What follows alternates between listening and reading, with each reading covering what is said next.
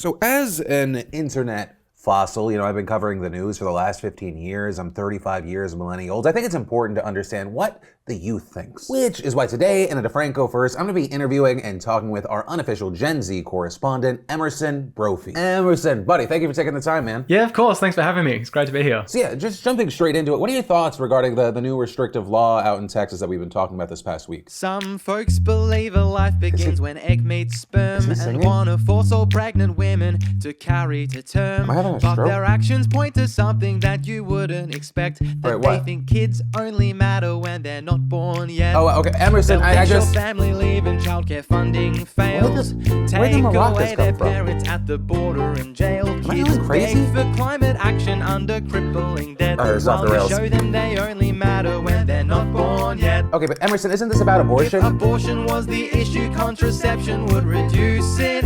Oh, Okay. But wouldn't you know, certain people made it difficult for everyone to use it. Oh, Do they do anything else you don't like? publicly shame them if they can't afford lunch. Refuse to keep schools safe from COVID or guns. For once, I wish their actions would disprove what I've said, that they think kids only matter when they're not born yet. Oh my god, thank you for making it so I definitely shouldn't go on Twitter for the next 72 hours, and I guess also thank you for the time. Yeah, no worries. Thanks for having me. What the f? This is a news show.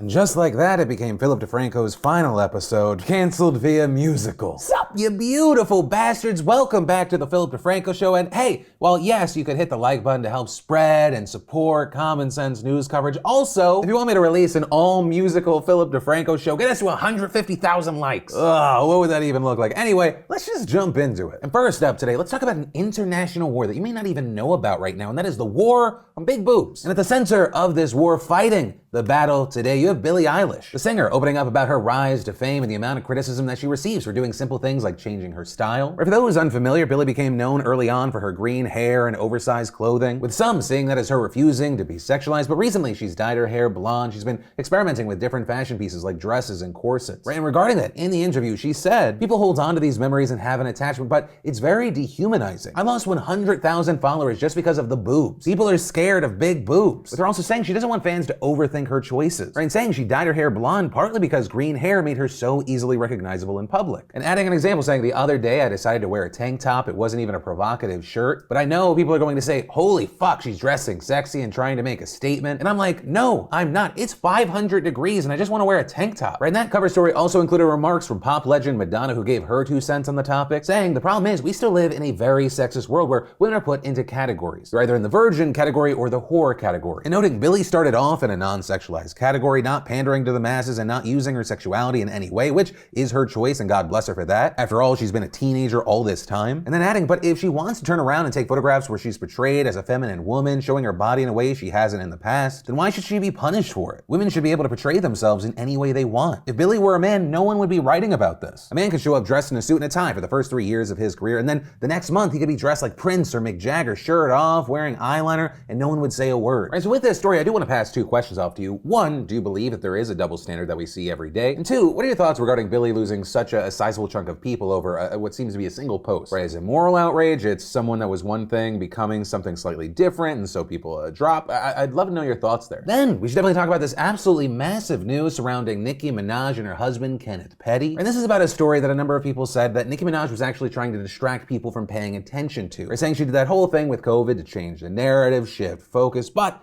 here we are. And so the story here is that you have both Minaj and Petty right now being sued by a woman by the name of Jennifer Huff, with her allegations in this case going quite a while back, saying in 1994, both Petty and Huff were 16 years old in Queens. Huff saying that Petty led her into a home at knife point and raped her while she was on her way to school. And Petty actually ended up being charged with first-degree rape then, eventually pleading guilty to attempted rape, with a New York Times report claiming that he spent 4.5 years in prison. And then we fast forward to this last August, and Huff has filed a lawsuit not only detailing her rape claim, but also saying that Petty and Minaj have harassed and intimidated her into recanting the story, saying this started last year when Petty was arrested for failing to register as a sex offender in California, which he has since pled guilty to, with the lawsuit specifically alleging harassment, witness intimidation, and intentional infliction of emotional distress, as well as sexual assault and battery against Petty regarding the case from 1994. Regarding the specifics of the harassment, Huff claims Minaj actually called her and offered to fly her to LA to talk, but Huff declined, though she still stressed to Minaj that the assault really happened. Also saying they offered a series of hefty financial rewards to both Huff and her family members in order to get her to take the story back, and claiming that an intermediary even had a prepared statement for her recanting the accusation, and that Huff and her family were subjected to harassing calls and unsolicited visits from people that she believes were associated with Petty and Minaj. The lawsuit adding that Huff has not worked since May of 2020 due to severe depression, paranoia, constant moving, harassment, and threats from the defendants and their associates, saying she is currently living in isolation out of fear of retaliation. And as of yesterday, the spotlight on this story is even bigger because Huff went on The Real and decided that she wanted to speak out about this issue, saying, I'm tired of being afraid. I feel like the actions that were taken in regards to this whole situation have put me in a different type of fear at my age now, and it was wrong, and I don't want to be afraid anymore. Also describing the rape allegation in detail, and when asked if she felt that Petty's 4.5 years in prison felt like justice, she said that she never actually thought about it or looked at it that way because she was so busy blaming herself. I just knew he did what he did, and he went to jail, and I had to leave my family, I had to leave my home, and I had to move away. So yeah, I never really gave it much thought. So you have that, and then on the other side of this, as far as Minaj's responses to the accusations against Petty, at one point she tried to deny them on Instagram by saying that he was 15 at the time and that he and Huff were in a relationship. Others pointing to a comment Minaj reportedly previously made about this, where she discussed the allegations and said white is right, implying that Huff is white in some effort to change the narrative. With that leading to a number of fans thinking that was the case, which, what the fuck? Jumping back to what Nicki just said, right, claiming that Huff and Petty were in a relationship, well, first of all, assaults can happen within relationships, and two, Huff said that Nicki's claim was false. She and Petty were not in a relationship, and accusations that they were just forced her to relive what happened to her. And adding that this kind of claim especially hurt coming from another woman. And finally, regarding the harassment that she feels that she's been subjected to via Minaj and Petty, she added that she felt like she was being threatened for turning down their offers. The last incident was when one of their associates put $20,000 on my lap, and I still kept saying no. The last message I received was that I should have taken the money because they're going to use that money to put on my head. And adding that after that she had to again move, change her numbers, relocate away from her children to protect them. But for now, that's where the story is. Obviously, we're gonna keep our eyes on it, see what other information comes out. And yeah, of course, this is the Philip DeFranco Show, so any thoughts you have on this, I'd love to hear from you in those comments down below. But then, to switch gears, we should definitely talk about this global effort to increase vaccination and the different ways that countries are enticing their citizens. The New Zealand government is reportedly in talks with fast food brands like KFC, Taco Bell, and Pizza Hut to offer their customers COVID vaccines at their locations. Right, Prime Minister Jacinda Ardern trying to get needles in arms. Her goal is for New Zealand to have a 90% vaccination rate. And according to government data, only 40% of the country's eligible population is fully vaccinated as of Thursday, while 75% have one dose in their arm. And while on the surface, COVID vaccines at your favorite fast food place, that might seem odd, it may also make sense. One, looking into this, it turns out that New Zealanders absolutely love fast food, with reports saying that they have one of the highest per capita distributions of KFC and McDonald's outlets in the world. And two, it really does feel like we're seeing more and more stories popping up where if people just have the access to get the vaccine right in front of them with something else they're already doing, or yes, sometimes there being a speed bump to allow them to do it, that'll actually be enough for someone to get the vaccine. Hell, last week, more than 6,000 people received their first dose of the COVID vaccine on and off site to go to the Raiders game. Right, up until that point, for 6,000 people, all the talk about, hey, keep your neighbors safe, think about the immunocompromised, think about grandma. No, not enough to put you over the edge, but I get to see Derek Carr if you put this needle in my arm? Absolutely, go Raiders. But also, hey, joking aside, I'm not gonna shit talk you. Whatever got you to that place, fantastic. But from that, I want to take a quick second to thank the fantastic sponsor of today's show, MPL. And MPL, for those who don't know, is the best app to enjoy playing your favorite games like Solitaire, 21 Puzzle, Bingo, Bowling, Fruit Chop, Block Puzzle, and so much more. The app is so simple and easy to use, and I love that you'll find many skill-based games with multiple gameplay formats like head-to-head battles or multiplayer tournaments all in one place. Currently, I'm absolutely obsessed with 21 Puzzle, but that also makes sense. As a child, I spent a lot of time in bars thanks to life decisions my mom made. I'd spend hours playing playing on one of those on-the-bar machines that they have there, and now it's fantastic because with MPL, I have it in my pocket. And because the games are skill-based, you can actually win money. Or you can play practice rounds for free, but you can choose any game, pay an entry fee in USD, and get cash if you win. Winnings are deposited into your MPL winnings wallet and can be withdrawn from your PayPal or your bank account. Also, refer friends and family, win up to $20, and win up to $50,000 daily by competing and playing games on MPL. Best of all, if you click my link in the description, you sign up now, you'll get a $5 sign-up bonus, and MPL makes sure that users' gameplays and payments are protected. So click that link in the description to download the MPL app for free and play your favorite games to compete and start winning cash. Then, with it being 2021, which feels very much like the year where the canceled celebrity or the canceled influencer then comes back, the newest name on the list appears to be Shane Dawson. The internet honestly not hearing much from him since last summer when he lost massive amounts of subscribers and was demonetized after facing tons of backlash for his old content. But among other things that included racist jokes, blackface, other inappropriate jokes involving children, including Willow Smith. And with all of that, he apologized. He left or at least took a break from YouTube, but then yesterday he made an appearance on The Sip, which is notably co-hosted by his fiancée Rylan Adams. And in this video, he addressed what he said that it was like at the time when he was facing the peak of the criticism and the backlash. Over the last couple of years, I feel like, and I've really tried to work through it, but it is hard not to feel like I've ruined everybody's lives around me because of my mistakes in the past, and that was definitely a feeling for a while. With Dawson saying that he specifically felt like he was dragging Rylan through the mud with all of this. And as far as if and when he would come back, there have been rumors, some people in the past talked about him doing a documentary about Britney Spears. But regarding if and when he actually comes back, he says he does miss YouTube, but he's waiting until he feels inspired to come back and create something. With all that said, ultimately this story comes back to a topic we have mentioned multiple times with other celebrities. For an influencer who's not tied down with like,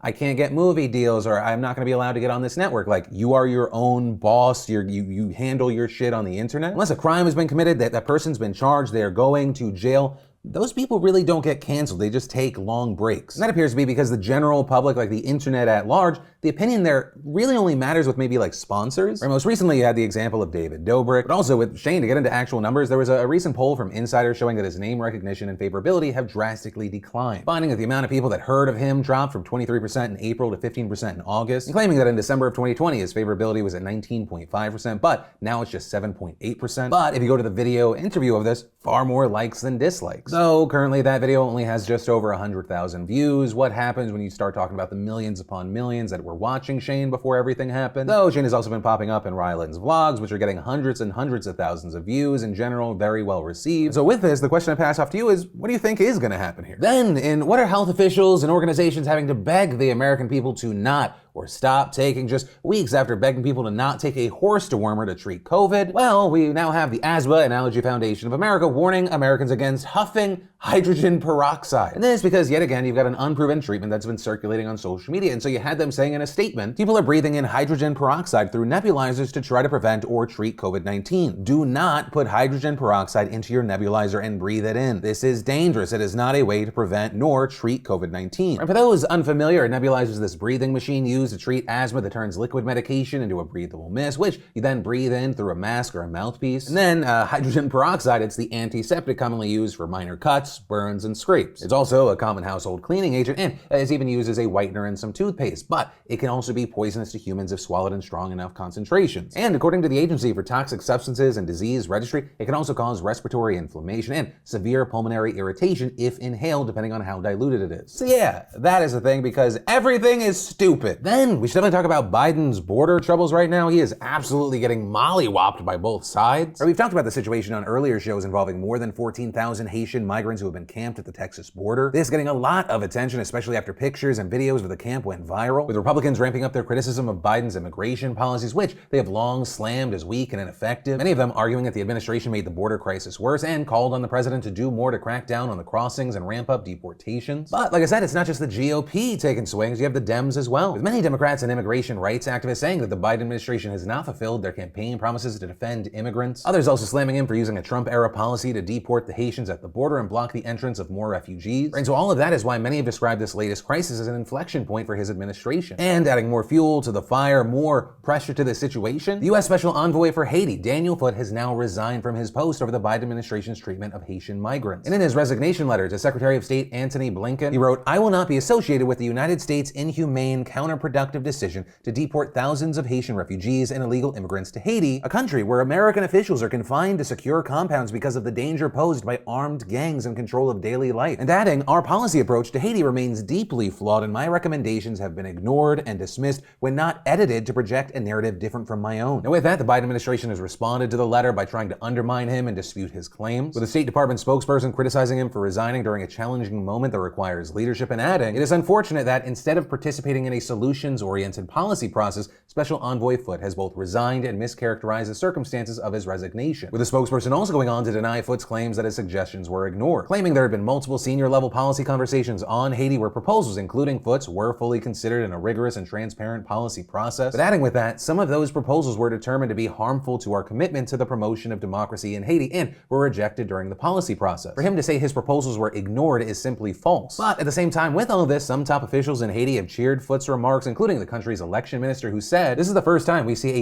U.S. diplomat who has decided to go against the will of the U.S. government. We salute that." And while yes, obviously this administration is going to try and discredit the letter, it also represents the widespread backlash that Biden has gotten so far. And then we should definitely talk about how everything may be about to go to shit, and I know that I feel like I need to be more specific. And specifically this time, it's because of what's happening with the U.S. debt ceiling. There have been a lot of headlines and stories, I think a lot of it just kind of making the situation seem more complicated than it is. So I want to break down the whole situation, starting with what the debt ceiling is. There's a lot of technical jargon and bullshittery around this, but in the simplest terms, the debt ceiling is basically the maximum amount of money that the U.S. is allowed to borrow to pay its debt. And under federal law, every time the Treasury Department comes up against that debt limit, it has to ask Congress to raise or suspend it. And because the federal government spends more money than it brings in, the Treasury hits that limit often, and Congress is called on regularly. Now, very notably here, raising this debt ceiling is not the same as adopting new spending. It's just setting a debt limit for how much money the Treasury can borrow to pay for obligations already approved by previous sessions of Congress and President. And if the government debt hits that limit, the U.S. wouldn't be able to pay what it owes and could default on its debt. But that has never happened because, as fucked as Congress can sometimes be, it is always active when called on by the Treasury. This is a very routine process that happens frequently, and it's broadly bipartisan because both parties know it would be absolutely devastating if the U.S. defaulted. And I mean absolutely devastating. A recent analysis from Moody's found that prolonged failure to raise the limit could cost the U.S. economy up to 6 million jobs, nearly double the unemployment from 5% to 9%, and wipe out $15 trillion in household wealth. Beyond that, it could also force the Treasury to halt payments on Social Security, Medicare, military spending, interest on U.S. debt, and other obligations, leaving millions of Americans without essential services and aid. So clearly, Congress needs to act here, but ever since Republican lawmakers refused to raise the limit until they got domestic policy concessions from Obama in 2011, the matter has become politicized, often pushing the Treasury to its final limits. But also, even just pushing the U.S. close to default appears to be harmful. Back in 2011, the U.S. literally got so close to default, it tanked the stock market, slowed economic growth, and resulted in the nation's credit rating being downgraded. But despite the fact that the last debt ceiling suspension expired back in July,